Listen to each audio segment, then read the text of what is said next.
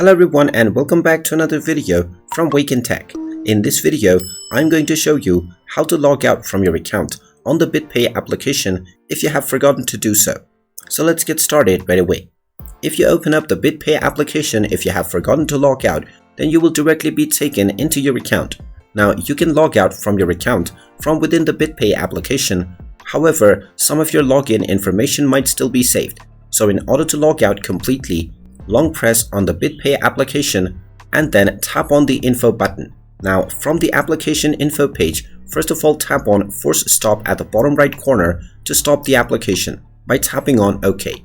Then scroll down and tap on storage. From the storage menu, tap on the clear data button at the bottom left corner and then tap on delete to delete all of your user data from the BitPay app. Once this process is completed, if you open up the BitPay application once again, all of your user data will be deleted and you will have to log into your account once again.